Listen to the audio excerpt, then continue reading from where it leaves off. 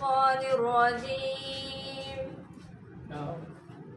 بسم الله الرحمن الرحيم. الله نور السماوات والأرض مثل نوره كمشكاة فيها مصباح.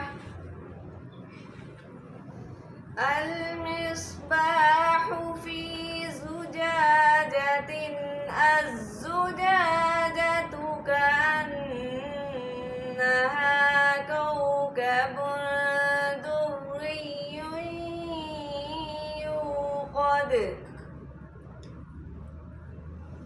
دري يوقد من شجرة مباركة زيتونة لا شرقية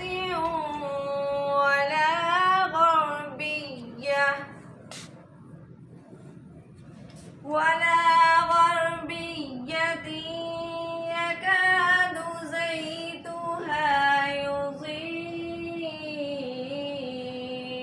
ولو لم تمسسه نار. نور على نور يهدي الله لنوره من يشاء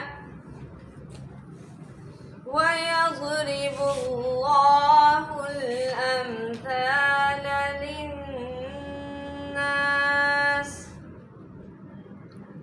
والله بكل شيء عليم. صدق الله العظيم.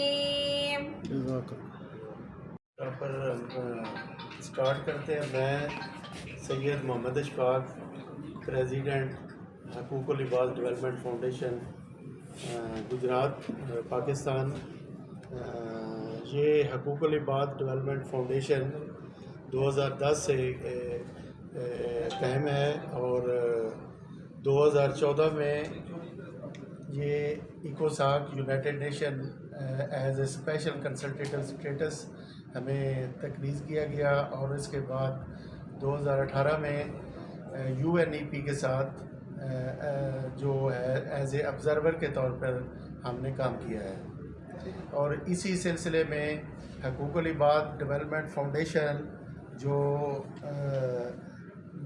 ماحولیاتی تبدیلی اور ترقی خواتین کے حوالے سے مختلف طرح کے پروجیکٹس پہ کام کر رہی ہے، جس میں ابھی ہمارا سب سے زیادہ جو کلائمیٹ چینج پہ ہمارا ہم نے فوکس کیا ہے، جس میں ہم نے لوگوں کا سب سے پہلے ہم نے دیکھا کہ کلائمیٹ چینج جو پاکستان میں اس کو بہت ہی کم جو اس پہ ورکنگ ہو رہی ہے، اس کو ہم نے سب سے پہلے پبلک سے اوپینین لینے کا سوچا اور اس کے بعد ہم نے اس کا ایک کمپریہنسو جو ہے نا کلائمیٹ ڈائگنوسٹک سروے کروایا، جس میں ہم نے مختلف لوگوں کی رائے لی اور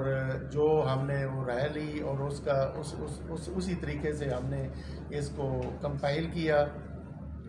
اور اس طرح جو پاکستان میں اب گلوبل وارمنگ ہے اور کلائمیٹ چینج کے حوالے سے موسمیاتی تبدیلی کے حوالے سے پاکستان دنیا کے 8ویں نمبر پہ جا رہا ہے پولوشن میں. تو اس سلسلے میں ہم نے ایک 2023 کا جو یہ ہے کمپریہنسو جو سروے اور اس میں ہم نے لانچ کرنے کے لیے یہ جو ہماری یہ بک تھی اس کو ہم نے اس کو سٹارٹ 2023 کی ہے بک جو ہے. اور اس میں آپ کو ہر قسم کا جو عوام کی رائے ہے اور جو عوام کو ڈیزائر ہے اس میں سب کچھ آپ کو انشاءاللہ اس میں ملے گا. اور اس میں جو ہے یہ جو ہم نے اس کو سروے کو اس کو کنڈکٹ کرایا، یہ جیسے ٹرانسپیرنسی انٹرنیشنل پاکستان ہے، ان کے جو مطلب ٹیم تھی کنسلٹنٹ، ان کی ٹیم ہے، ہم نے بھی اسی طرح کی ٹیم کو ہائر کر کے اور جو researcher and qualified researcher companies سے یہ ڈاٹا جو ہے پرائمری لیول پہ جو ہے نا اس کو ہم نے جو ہے کنڈکٹ کروایا. یہ ہم نے اس کے علاوہ جب کہ کمیونٹی آرگنائزیشن جو ہوتی ہیں CBO ہوتی ہیں، ان کو 26.5% دوسرے نمبر پہ ہوتی ہے. اس کے علاوہ جو ہوتا ہے قدرتی آفات کے بعد دی جانے والی امداد تک رسائی حاصل کرنے میں جسمانی رکاوٹیں جیسے نقل و حرکت میں کمی، تباہ شدہ سڑکیں 25% ہے. سب سے یہ بڑا چیلنج ہے، جبکہ دستیاب امداد کے بارے میں معلومات کا نہ ہونا 20.7% جو ہے جن کو پتہ ہی نہیں ہوتا کہ کوئی امداد کہیں پہ آئی ہوئی ہے گورنمنٹ نے یا کسی اداروں سے کہیں مل رہی ہے یا نہیں مل رہی، کوئی ان کو علم نہیں ہوتا. تو اس کے علاوہ دوسرا بڑا اور ناکافی امدادی وسائل 16.7 تیسرا بڑا چیلنج ہے. پاکستانی عوام کے مطابق کچرے کے انتظام اور اس کو ٹھکانے لگانے کے طریقہ کار کا غیر مؤثر ہونا، یہ ہے اس میں ہے 29.4%. جنگلات کی کٹائی 7.7% اور کیمیائی کھاد اور کیڑے مکوڑے ادویات کا استعمال 22.9 آلودگی کی بنیادی وجوہات ہیں. الرحمن الرحیم. آج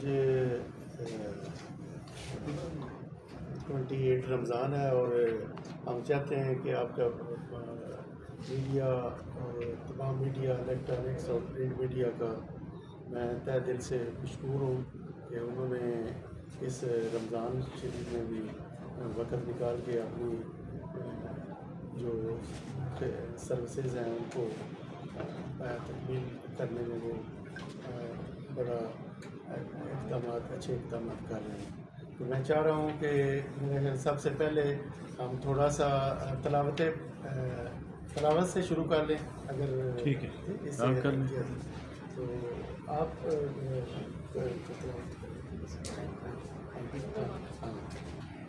پڑھ لیں، وہ تو نہیں بیٹھ